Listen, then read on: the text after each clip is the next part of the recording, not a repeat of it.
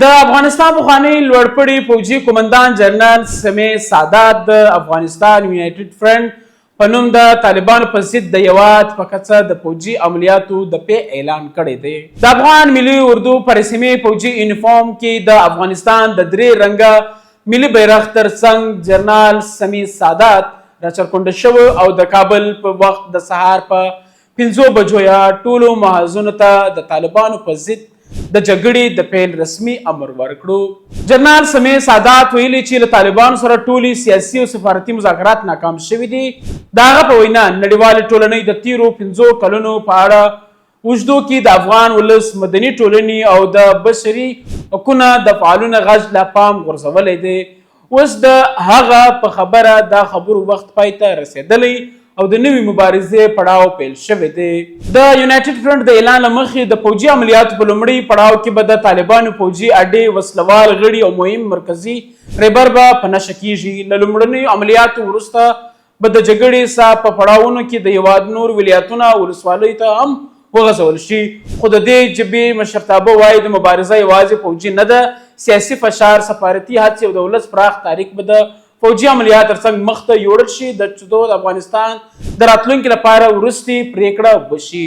جنرال سمیع سادات په طالبانو سختې نیوکې کړې، ادعا یې کړې چې د طالبانو واکمنۍ په مهال نړیواله ترهګري یو ځل بیا افغانستان ته ستنه شوې ده. هغه تور ولګاوه چې د افغانستان طبیعي سرچینې لوټل کیږي او د بېلابېلو وسلوالو او ترهګرو ډلو د پیاوړتیا لپاره کارول کیږي. جنرال سادات په خپل پیغام کې وویل زموږ جګړه د ازادۍ جګړه ده. ولس له 5 کلونو راهیسه د بشري حقونو له سختو سرغړونو سره مخ دي. اوس وخت را رسېدلی چې خلک خپل راتلونکي په خپلو لاسونو کې واخلي او درې رنګه ملي بیرغ تر سیوري لاندې محدود شي. د یونایټډ فرنټ مشرتابه وایي دا ژبه د پخواني افغان ملي اردو مسلکي وطنپال تسلسل دی او مشري تجربه کار افغان پوځي جنرالان کوي. دوی ټینګاری کړی چې د افغانستان له هیڅ ګاونډي هیواد سره دښمني اراده نه لري، خو د دوی په وینا طالبان په سیمه کې د وسلوالو ترهګرو ډلو د تنظیم ملاتړ زمینه برابروي. یونایټډ فرنټ ویلي چې دوی هیڅ بیرني پوځ او بیرني چې اډو غوښتنه نه کوي. دوی یوازې سیاسي او مادي ملاتړ غواړي څو طالبان، القاعده، داعش او تحریک طالبان پاکستان یا ټي ټي پي په ضد مبارزه وکړي. د دې جبهې وروستي هدف د 2006 کال د افغانستان د اساسي قانون، نړیوالو بشري حقونو او د دویزو لوی جرګې په بنسټ یو آزاد، خپلواک او اساسي قانون لرونکي افغانستان بیا جوړول شوی دی.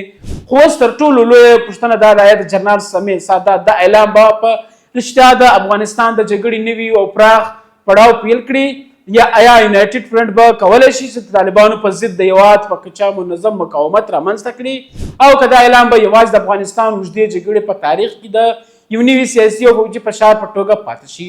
راتلونکې ورځې به وشي چې د افغانستان په نقشه کوم نوي بدلون رامنځته کیږي.